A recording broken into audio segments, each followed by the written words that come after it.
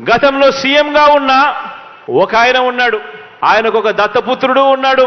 ఆ దత్తపుత్రుడు ఆ దత్త తండ్రి ఇద్దరు కలిసి ఎన్నికలప్పుడు 2014లో ఇద్దరు కలిసి 2014లో ఎన్నికలప్పుడు వాళ్ళ ఎన్నికల ప్రణాళికలో వాళ్ళ మేనిఫెస్టోలో వాళ్ళు చెప్పిన మాట, ప్రతి పేదవాడికి 3 సెంట్ల స్థలం అందులో ఇల్లు కట్టిస్తాము అని చెప్పి మేనిఫెస్టోలో వాగ్దానం చేసి చివరికి కనీసం 1 సెంటు భూమి కూడా ఇచ్చిన పాపాన పోలేదు వీళ్ళిద్దరూ కలిసి.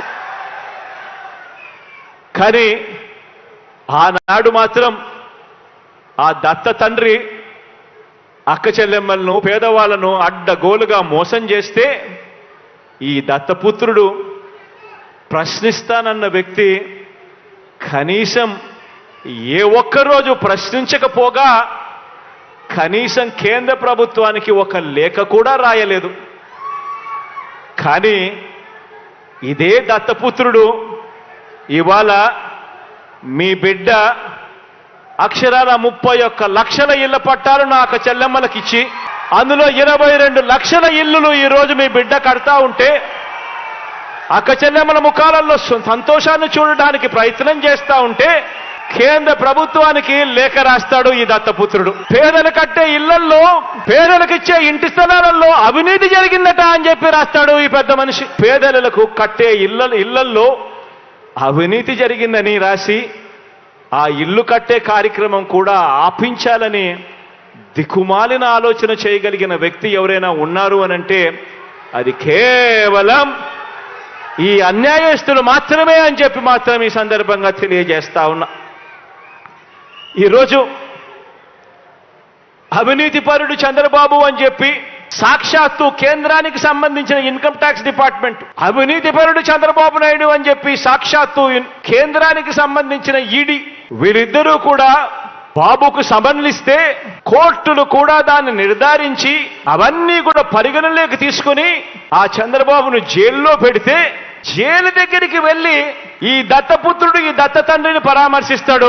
పరామర్శించి ఇంత అవినీతిపరుడు ప్రపంచంలో ఎక్కడా లేకపోయినా కూడా ఈ పెద్ద మనిషి చాలా మంచోడని సర్టిఫికెట్ ఇస్తాడు. అక్కడేమో అవినీతి జరిగినా కూడా మాట్లాడాడు ఈ పెద్ద మనిషి. మన ప్రభుత్వం విషయానికి వచ్చేసరికి మాత్రం అవినీతి జరగకపోయినా కూడా అభాండాలు వేస్తా ఉన్నాడు ఈ పెద్ద మనిషి. ఆలోచన చేయమని అడుగుతా ఉన్నా. గతానికి ఇప్పటికీ మనుషులకు ఇప్పటికీ తేడా ఏమిటో గమనించమని అడుగుతా ఉన్నా. నిజంగా చంద్రబాబు నాయుడు గారు అనే వ్యక్తి అవినీతి చేసినా కూడా నోరెందుకు మెదపడు ఆ పెద్ద మనిషి అనంటే కారణం ఆ అవినీతిలో ఈయనకు కూడా పార్ట్నర్ కాబట్టి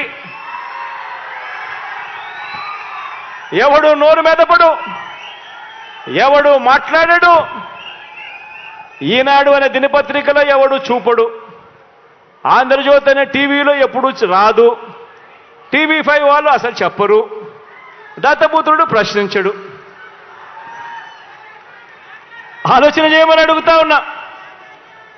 మరో విషయం కూడా మీ అందరికీ కూడా తెలియజేస్తా ఉన్నా.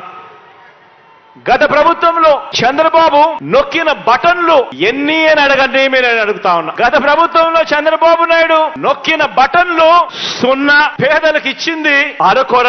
అదే ఇప్పుడు మీ బిడ్డ ప్రభుత్వంలో ప్రతి ఒక్క పేదవాడికి పెన్షన్ కానివ్వండి, ఇతర పథకాలు కానివ్వండి, నేరుగా ఈ రోజు మీ బిడ్డ బటన్ నొక్కడం నా అక్క చెల్లెమ్మల కుటుంబాల ఖాతాల్లోకి నేరుగా 2,46,000 కోట్ల రూపాయలు నేరుగా నా అక్క చెల్లెమ్మల కుటుంబాల ఖాతాల్లోకి ఈ రోజు పోతా ఉంది. ఎక్కడ లంచాలు లేవు, ఎక్కడ వివక్ష లేదు.